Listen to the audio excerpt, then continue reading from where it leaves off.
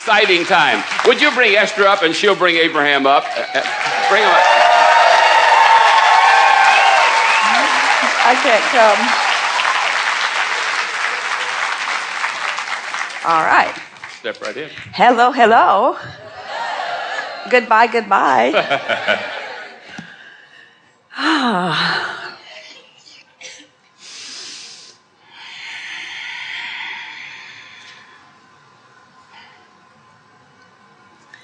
Good afternoon. We are extremely pleased that you are here. We are extremely pleased that we are here. It is good to come together for the purpose of co-creating. Do you agree? Yes. You are knowing what you are wanting? Yes. It moves about a bit, yes?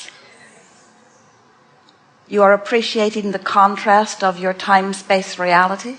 Yes. You like the focus that it brings to you?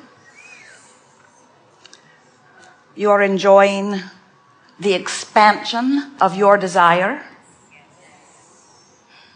You can hear clearly? You are enjoying the expansion of your desire? Well, we are really not wanting to force that from you, but we so adore it when you offer it voluntarily. And you mean it when you do it. Because when you say and mean, I adore my expansion, then that means you're in the moment up to speed with your feeling when you made the decision to come forth into this time-space reality to begin with. Because you knew that expansion would be the natural byproduct. You just cannot be focused in this time and in this space and in these magnificent bodies, interacting with all that life is bringing to you without constant new rockets of desire being born. You can't shut that down. What you can do is find a way, and we'll talk about it in all the days that we are together. You can find a way of becoming a consistent vibrational match to the desires that are constantly emanating from you. And when you do that, then life is delicious. It is fun. You feel frisky. You are living as you intended. But if your desires are out ahead of you, and you have not figured out how to be a consistent vibrational equivalent to your desires, then your desires don't feel good to you. And if your desires don't feel good to you, then you're missing out on why you came. Because you didn't come to get stuff done. You didn't come to fix things that are broken. You didn't come for the mark on the chart or for the approval from something outside of you. You came for the joyous expansion and alignment that must come with expansion if it is to be joyous. In other words, expansion is happening all the time. As you sift through the variety that surrounds you and know what you don't want, what you do want is naturally born out of that. And even if you don't speak words about what you do want, there is a vibration that emanates from you that moves into what we are calling your vortex of attraction or your vortex of creation. And as this rocket moves there, you, the larger part of you, the source energy part of you, the soul, God, source, whole of you, expands because of that rocket explosion that goes forth.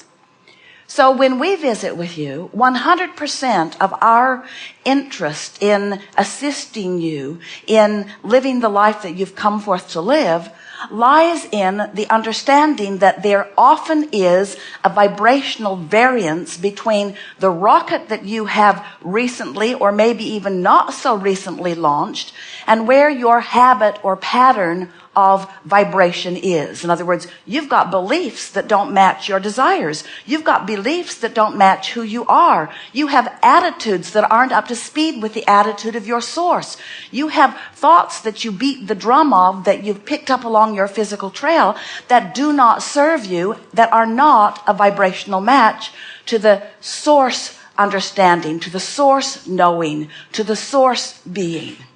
And so until you figure out how to, thought by thought, subject by subject, relationship by relationship, moment by moment, until you figure out how to mold the vibration of your habit of thought, your belief system, into alignment with the belief system, or we'll even go further, the knowledge, the knowing of the source within you.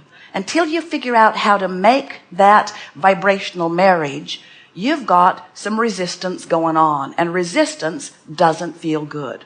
Resistance is always accompanied by negative emotion. So when we say to you, are you enjoying the expansion that you are about? And you say yes, and you really mean it, then that means that you've got this figured out. You've tuned into your emotional guidance system. You're aware when your thought doesn't match, and you know what to do about it. Well, what does one do when you know that you've got a thought that doesn't match the thought of source about the same subject? First, let's ask an even better question. How do you know when your thought doesn't match your source thought? You don't feel good. How do you know when it matches? You feel good. In other words, when you feel passion or eager, when you feel alive and frisky, when you feel love and appreciation, you're matching.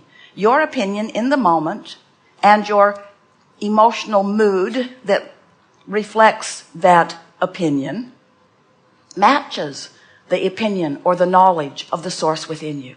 When you feel negative emotion, it means you've got something active in your vibration right here, right now, that isn't up to speed with who you are. And because your thought isn't up to speed with who you are, your vibration isn't up to speed with who you are, you're not up to speed with who you are. You're not vibrationally equivalent to the larger part of you, and the separation is too strong a word, but the resistance that is present when your frequencies are off keeps you not from staying alive, doesn't keep you even from creating reasonably well, but it mutes the joyous life experience that you are meant to live.